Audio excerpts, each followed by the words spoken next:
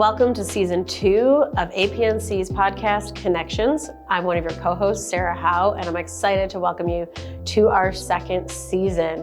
We have a lot of exciting guests. We even have one returning. So let's jump right into it with our first episode. We're going to talk to you today with Dr. Beth Harmer. She is with the Western Carolina University's MSW program. This is a fantastic conversation. I'm excited for you to listen to it.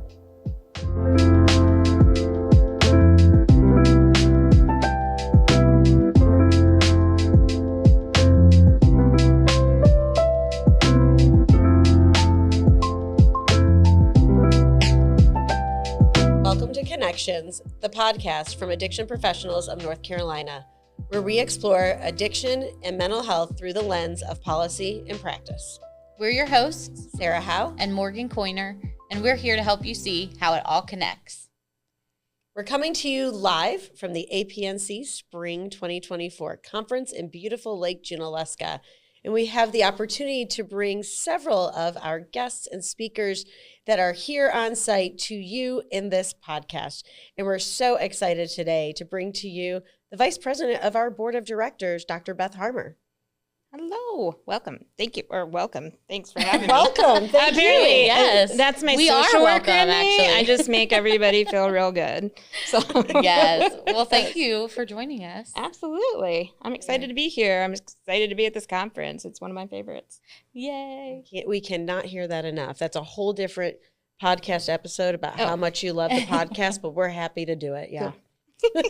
And we are out in your neck of the woods. You are, yes. You are an assistant professor of social work at Western Carolina University. Mm-hmm. How long have you been there?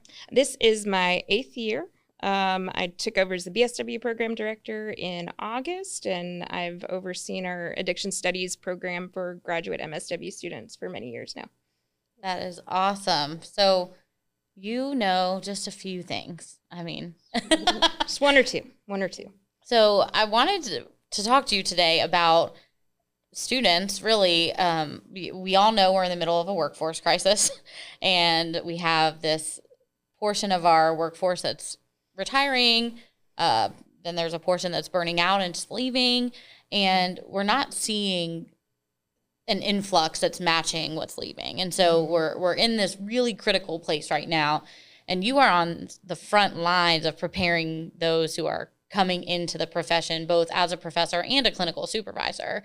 So I'm interested, just broadly, what are you seeing in students who are wanting to join this field? Are there any common threads in the students who choose to move in this direction, sort of despite what we've seen in terms of burnout and things like that? Sure. Yeah, we have a lot of folks that have some connection to addiction in some way, some connection to mental health, and, whether it's personal, whether it's family, whether it's community, friends, etc. And so those are kind of driving forces to get people here. We also saw, unfortunately, because of a lot of the events in 2020, we saw a lot of folks, a lot of students that are very social justice minded, and they want to, see people get the things that they deserve just for being human, things that we all deserve. And so that has been our biggest push. Lately, we are actually, Western's about to graduate our largest class of MSW students that we have had since I've been in the program. And so we are going to graduate 68 MSW students in 3 weeks. 3 weeks. They're hanging in there. They're hanging in there. I've talked to a few of them this week, and I'm graduating in 3 weeks. And I'm like, yes, you're almost there. And we also have our largest class of folks that are in our addiction studies program. And so we're going to graduate 27 that are focused on pursuing their LCAS post-grad. Oh, wow. You said that's your largest? Yes. So what do you attribute that to, the trend of you seeing more in social work and then seeing more in that specialty of substance use services? I think it really, unfortunately, is the state of affairs where we are right now. It is the increased number of deaths. We talk a lot about opiates, and opiates are obviously a big deal. But out here in Western North Carolina, we're seeing a lot of meth, and we're seeing a lot of fentanyl being put in meth, and that is causing people to die. And so we have in North Carolina, unfortunately, Western North Carolina has some of the highest rates of overdose deaths in the state. We have counties that have as high as 40% 40 per 100,000 that are dying, which the state average, I believe, is around 27 right now, 27, 29, something like that. And we have, big difference. Most of our counties are 30 and higher out here. And a lot of it's because people think that they're using meth, and unfortunately it is being laced with fentanyl. And so I think that the impact is just so great out here. And there is a significant lack of resources out in Western North Carolina. A lot of the state thinks that the state ends at Asheville. And we actually go many counties over. And so we get a lack of resources, a lack of funding for those resources. We have a lot of uninsured individuals, as well as a lot of just underinsured individuals. And so all of that impacts what folks can get out here. And so I think our students see that. We have a lot of folks that are from this region, but we also have a lot of folks that are funneling into this region for whatever reason, but they're pursuing their degrees. I feel like social work is having a little bit of a moment in that sense of I think for a long time, social work was you're taking kids from their parents, right?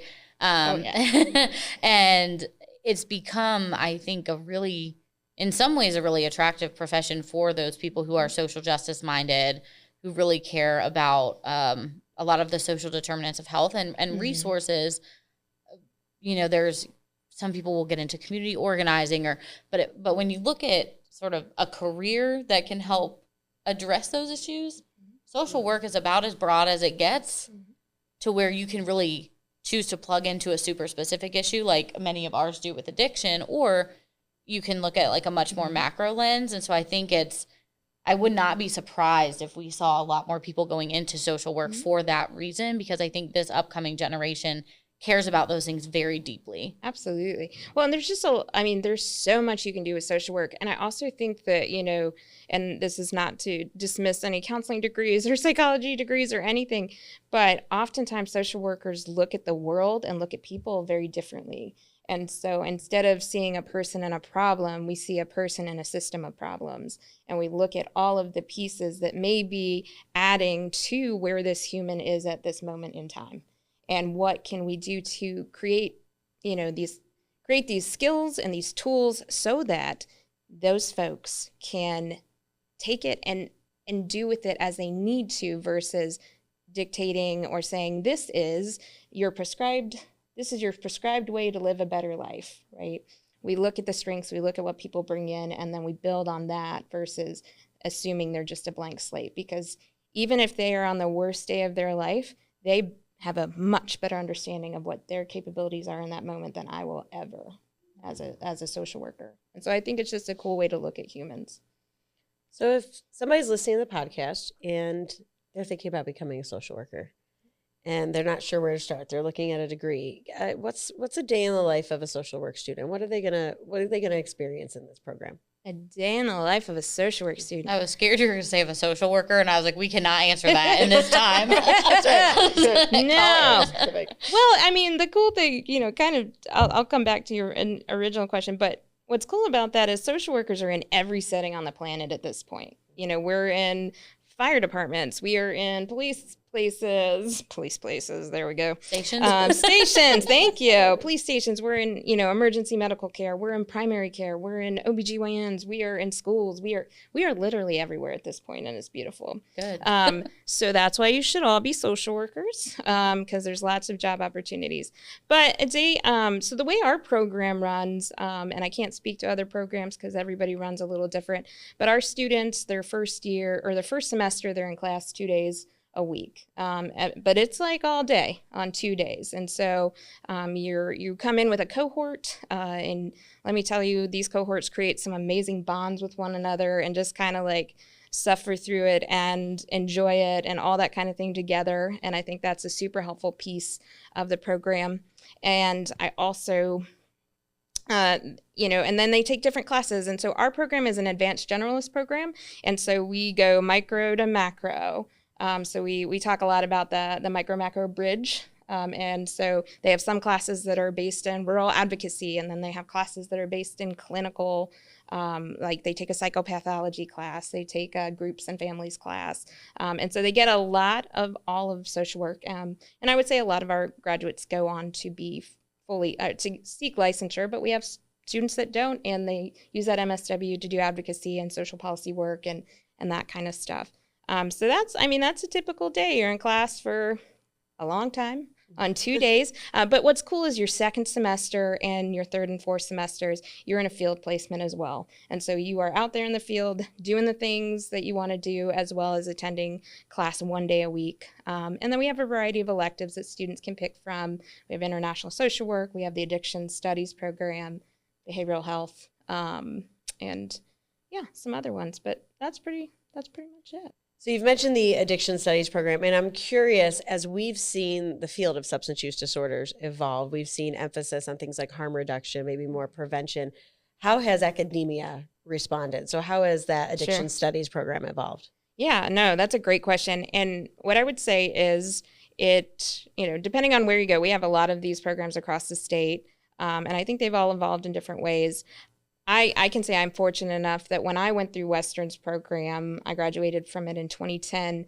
I had somebody that my instructor was already talking about harm reduction, which was not a big thing back then. That's only 14 years ago, but that's still 14 years ago.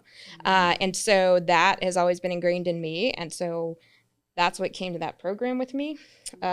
We talk about harm reduction. We talk about, neurobiology. One of my biggest things that I've really pushed is changing language. And so it is expected that my students don't call people addicts or alcoholics. It's expected that they use the term misuse or use. And for the most part, I don't get a lot of pushback on that because people are like, oh, that makes sense. And social work is a lot about person first. So evolution of language, talking about harm reduction, talking about recovery, everybody recovers different is a big push of ours, simply because we do have a lot of folks that come in who have their own history with addiction, and, it's getting them to understand that your recovery story is not your client's recovery story, and really a lot of openness to that, though. And that's what I love, is that we can have these conversations, and students oftentimes just kind of run the conversation, and everybody throws in their opinion, and you get to hear about different perspectives. But then at the bottom of it, it's still saying like, hey, I don't want you to go out there, and refer to your clients like this, and so I think that's a big thing. I would say my biggest challenge has been the language thing, because I talk to them about this language in class, but then they go out to these agencies and that language is still being used, and I've had students come back to me and they're like, well, they're still saying this. And I'm like, but that doesn't mean you have to. And they're like, well, I can't tell them to change their language. I was like, no, but you can still change your language, Yep. And that's, maybe just changing your language, maybe they listen and maybe they change their language Leading too. by example. Mm-hmm. Yeah. So I would say those are the biggest things, but we've always been provided that education around harm reduction, and really all avenues of recovery. We focus on some, specific therapies and stuff. They, most of the students this year were able to get trained in motivational interviewing by an outside provider. And so I think those are the biggest things. As we look at building a more resilient workforce and kind of reinvigorating this workforce that's sort of been depleted and is dragging its feet a little bit, post-COVID, dealing with a lot of the impact that that COVID has had on individuals. What do you think is one of the most important things that students need, whether it's education-wise or like emotional support-wise? Like, what do you think they need as they begin to take their social work education into practice in the field? Well, if any of them listen to this, they will roll their eyes at me. But because I talk about self-care all the time. Mm-hmm. I talk about what are you going to do for your self-care? What are you going to do? And I tell them you cannot guarantee, you cannot bank on your agency to ask you what you've done for self-care. So that's a piece of it. So self-care. I also talk a lot about humility and how they can get out of school and they do not need to know everything. And I actually tell them the day that any of you guys decide that you do not need to learn anything else is the day you should retire from this field. And I stick to that too. I learn stuff from them every week. And the day that I don't have anything to learn is the day I need to peace out of the field, And then on the flip side of that, we also need agencies to not misuse these folks as they come out into the field. And I know you didn't ask that directly, but that's the other side that I'm seeing is I supervise a lot of clinicians, brand new clinicians, and some of these places very much misuse these folks that are brand new in the field so that they do burn out in 2 years. And so they are out of the field. And that's not fair to the clients. That's not fair to my folks, to clinicians. And really, in reality, it's not fair to the agency either, Mm-hmm. So I really hope that not only do my students, future clinicians, set their own boundaries, do their self-care, but I also hope to see a shift in these agencies to also be better places and better to their people.